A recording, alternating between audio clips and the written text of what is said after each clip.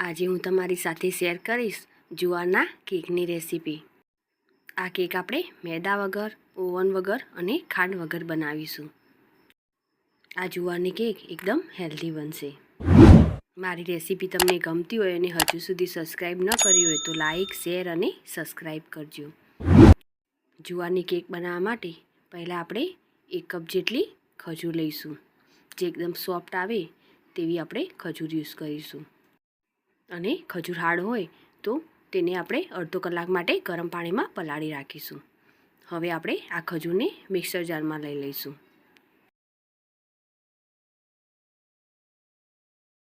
હવે ખજૂરની પેસ્ટ બનાવવા માટે આપણે તેમાં થોડું દૂધ ઉમેરીશું અને તેને ક્રશ કરી લઈશું। આ રીતે ખજૂરની આપણે પેસ્ટ બનાવી લઈશું। તેને હવે આપણે કાઢી લઈશું। ખોળનો ઉપયોગ કર્યા વગર આ રીતે આપણે તેને હેલ્ધી બનાવીશું। હવે તેમાં 1/4 કપ તેલ એડ કરીશું। હવે તેમાં 1/4 કપ દહીં એડ કરીશું। હવે બધી જ વસ્તુને સરસ રીતે મિક્સ કરી લઈશું। તેલની જગ્યાએ ઘીનો ઉપયોગ પણ કરી શકાય। દહીં ખાટું ન હોય તેવા દહીંનો યુઝ કરીશું। અને ખજૂર અવેલેબલ ન હોય તો ગોળનો ઉપયોગ પણ કરી શકાય। ગોળને ઝીણો સમારીને તેને આપણે તેલ અને દહીં સાથે મિક્સ કરી લઈશું। આ બેટરમાં ખજૂરના નાના નાના એવા ટુકડા દેખાય છે, પણ તે કેક ખાતી વખતે એકદમ સરસ લાગશે। સરસ એવું મિક્સ થઈ ગયું છે। હવે તેમાં આપણે 1 ચમચી જેટલો બેકિંગ પાવડર એડ કરીશું અને અડધી ચમચી જેટલો આપણે તેમાં બેકિંગ સોડા એડ કરીશું। હવે તેને સરસ રીતે મિક્સ કરી લઈશું। બેકિંગ પાવડર અને બેકિંગ સોડા આ રીતે લિક્વિડ વસ્તુમાં એડ કરવાથી સરસ રીતે મિક્સ થઈ જશે। હવે તેમાં 1 કપ જેટલો જુવારનો લોટ લઈશું। હવે તેમાં થોડા કાજુ બદામના ટુકડા એડ કરીશું। બધી જ વસ્તુને સરસ રીતે મિક્સ કરી લઈશું। તમે તમારા મનપસંદના કોઈ પણ ડ્રાયફ્રૂટ્સ અંદર એડ કરી શકો છો। કેક ખાતી વખતે એકદમ સરસ લાગશે।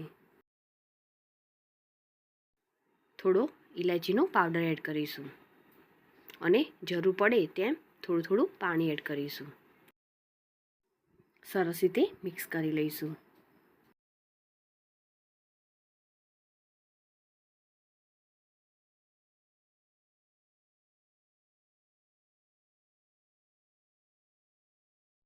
આ કેક હેલ્ધી તો છે, સાથે સાથે તેને ટેસ્ટી બનાવવા માટે 2 ચમચી જેટલો કોકો પાવડર એડ કરીશું અને 2 ચમચી જેટલો ચોકલેટ પાવડર એડ કરીશું।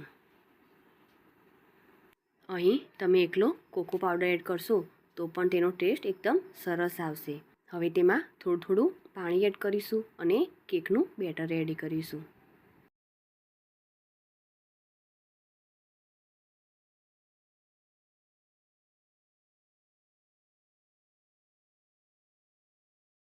જરૂર પડે તેમ થોડું પાણી એડ કરીશું।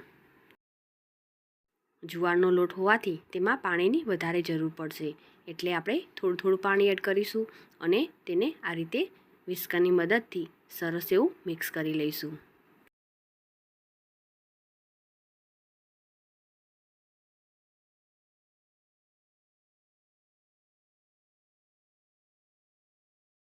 હજુ પણ તેમાં આપણે થોડું પાણી એડ કરીશું।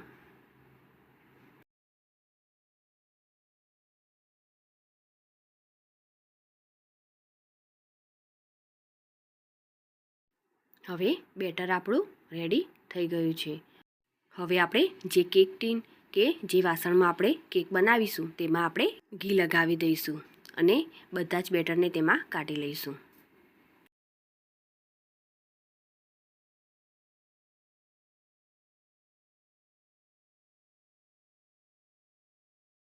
હવે આપણે ચમચીની મદદથી બેટરને આ રીતે સેટ કરી લઈશું।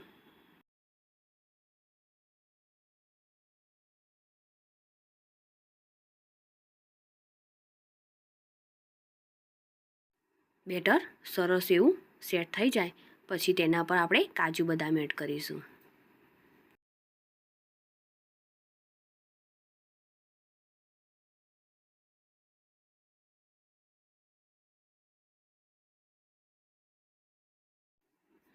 કેકને આપણે જે વાસણમાં સેટ કરીશું તેમાં આ રીતે સ્ટેન્ડ કે કોઈ પણ વાસણ મૂકી દઈશું. કેકને આપણે જે વાસણમાં મૂકવાના હોઈએ તેને અગાઉથી જ 10 મિનિટ માટે ગરમ કરીને રાખીશું. હવે તેને આપણે કેક મૂકીને ઢાંકીને તેને 15 મિનિટ માટે થવા દઈશું. 15 મિનિટ બાદ આપણે તેને ચેક કરીશું. તો ટૂથપીકથી આ રીતે આપણે તેને ચેક કરીશું. હજુ પણ આપણી કેક રેડી નથી. હજુ પણ આપણે તેને 10 મિનિટ માટે થવા દઈશું. 10 મિનિટ બાદ ફરી આપણે તેને ચેક કરીશું.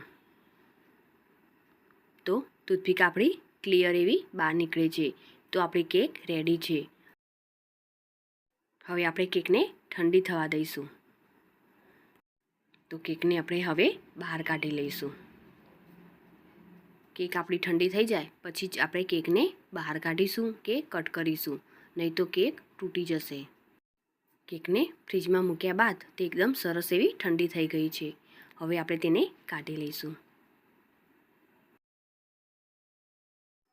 સરસ એવી કેક આપણી રેડી છે. સરસ એવી જાળી પણ પડી છે.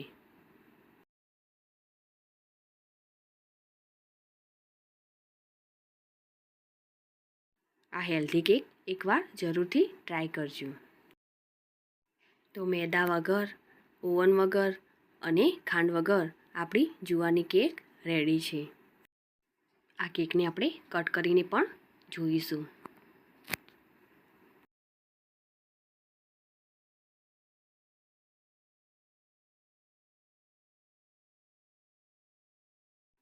એકદમ સોફ્ટ અને જાળીદાર જુવારની કેક આપણી રેડી છે.